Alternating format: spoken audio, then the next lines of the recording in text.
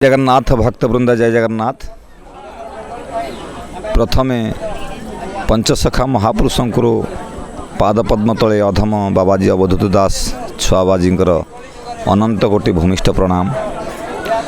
तत्परे पवित्र धाम नीलांचल बिहारी जगत्र नाथ जगत्र प्राणदाता जगत्र प्राणकर्ता समस्तंकर स्वामी जगत्र नाथ तांकर पदारविंदरे ये अधम बाबाजी अवधूत दास छुआबाजी कोटि कोटि प्रणाम। विशेषकरी आज पवित्र जे कि भाद्रव पूर्णमी या श्रीमद भागवत पूर्णमी रे प्रमाणित जे कि भागवत जन्म दिवस। ये भागवत जन्म दिवस रे ये अधम आज आम संत समाज जड़े भिन्न संत जे कि बाबा बंशीधर दास महाराजंकर यज्ञ रे उपस्थित होइथिबारु निजकु धन्य एवं कृतार्थ मन करुच्ची। अरे आगम भाव जाने जशोवंत गार कटा यंत्र जाने अनंत आगत नागत अच्युत भणे बलराम दास तत्व बखाणे भक्तिर भाव जाने जगन्नाथ पंचसखा ए ओडिशा महंत दुष्ट पतितंको तारे बापाई प्रकट होइले ओडिशा मोही। आ ये पंचसखांकर एकई मत एहाकु जानती ज्ञानी पंडित। हे धर्मात्मन दिव्यात्मन भक्त समाज पंचसखा महापुरुष प्रेमी भक्त जुगलगण आपण मानक भूमिष्ठ प्रणाम जनाई आजिकार अधिवेशन आरंभ करने को जाऊँगी। ए बाबाजी अवधूत दास अधिवेशन कौन बा आरंभ करिवो जेतेबेले ये पीठर अनुष्ठान यज्ञ अंतिम दिवस अंतिम पर्यायर माने परिस्थित हो साराणी। समस्त संत महात्मा महंत साधु एवं वैष्णव माने समस्त निजर भ्यू जे कि निजर मत प्रदान कर सारे। ये अधम आसी लास्ट को जे कि आपण मानकर समस्त पदरेणु को मुंडरे मुंडेया पाई कारण बयस हुए तो किछि आपण मानक ठारू कम हुए तो किछि बेसी ही पारे। दाढ़ी निश पाचिगले सुधा आज पर्यंत आपण माने कही आसुचंती जे छुआ बाबाजी एइथिपाई छुआ जे समस्तंकर प्रथम थाए जे कि समस्तंकर पछरे ही थाए तेणुक आद्य थाए एवं पछरे थाए आ एवं पछ छुआ तेणुक पछरे थाए आगर थाए सी हूँ छुआबाजी। तेणुक प्रथम आसिक दर्शन देकिनी बाबा सहित सानिध्य लाभ कर जा सारी जो दिन कि आज्ञामाल आसीला। तेणुक चिंता करूँ आज को पंच दिवसीय ये विश्वशांति जगतर कल्याण उद्देश्य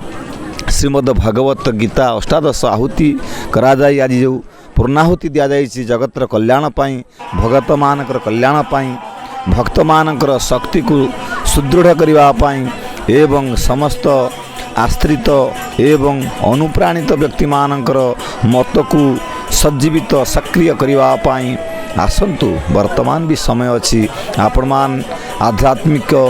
सचेतनशील व्यक्ति मान सहित सामिल होंतु साधु संत मानकर पद आश्रित होंतु एवं धर्मर आश्रय नियंतु। सनातन बोली कौन आपण निज मन भितर ताकू विचार करंतु एवं विचारर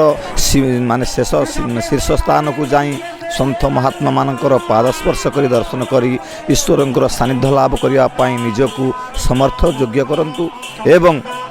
तत्परे ये यज्ञर गोटे गूढ़ तत्व रहस्य अच्छी। श्रीकृष्ण गोविंद हरे मुरारी हे नाथ नारायण वासुदेव हरे मुरारी मधुकैटभारे गोविंद गोपाल मुकुंद सौरी यज्ञे सुनारायण कृष्ण विष्णु मेरा श्रयमान जगदीश रक्षन। वर्तमान हरे मुरारे जे मुरारी को हरण करथिले हरि परिथिले हरे मुरारे मधुकैटभारे मधुकैटभ को जी हरण करथिले हरि परिथिले हरे मुरारे मधुकैटभारे गोविंद गोपाल मुकुंद सौर्य गोविंद रूप गोपाल रूप एवं मुकुंद रूपक जे सौराज्य रूप रे अवतीर्ण विदित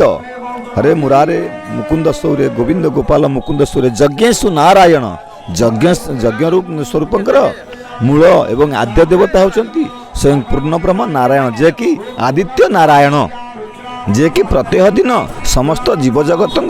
को दर्शन दियंती समस्त जीवजगत मध्य सुखरे शांति रे अनुप्राणित होती तांकर आलोकर आलोकित होइकिनी तेणुक यज्ञ पुरुष होचंती नारायण हरे मुरारे मधुकैटभारे गोविंद गोपाल मुकुंद सौर्य सौर्य अर्थात सूर्यंकर किरण सूर्यंकर रूप सूर्यंकर थारु रश्मि आसिला पर यज्ञ उपस्थित हुए यज्ञ उपस्थापन करा जाए यज्ञ कुंड रे अग्नि संचारित करा जाए सूर्य सौरंक ठारु आसिला पर हरे मुरारे मधुकैटभारे गोविंद गोपाल मुकुंद सौर्य यज्ञेशु नारायण कृष्ण विष्णु निराश्रय मांग जगदीश रक्षम हे जगदीश महाप्रभु निराश्रय मान को रक्षा करने यज्ञ रूपक नाम नहीं यज्ञ रूपक पूजार उपचार रूपक कारण नहीं भगवान अवतीर्ण हो भक्त मान को रक्षा करती तेणुक ये कलिजुगे नाम यज्ञ घृत यज्ञ अर्ण यज्ञ वस्त्र यज्ञ साधु सन्थ मानक सानिध्य लाभ मध्य एक यज्ञ ये यज्ञ करी निजको सानिध्य लाभ करने सहित निज परिवार को माने परिवर्तन रास्तार पथरे पथिक करने एकमत हो पारे एवं सुदृढ़ हो पारे यह ईश्वरंकर अनुप्राणित बाणी आसतु बर्तमान महापुरुषंकर महत्व बाणी किछि आड़क आपण मानकु टाणी नौ एवं अविस्मरणीय बाणी कौन सी पुस्तक एवं कौन सी लिखितर बाणी नुहे जहाँ महापुरुषंकर शून्यवाणी से शून्यवाणी आपको पदयात जनइबी ओंकार बिंदु संजगतं नित्य ध्यायन्ते योगिन कामदं मोक्षदं शैव ओंकाराय नमो नमः ब्रह्मानन्दं परमा सुखदं केवल ज्ञानमूर्तिमं द्वन्द्वातीतं गगन सदृशं तत्त्वमस्यादिकृत्यं प्रभु एकं नित्यं विमलमचलं सर्वाभि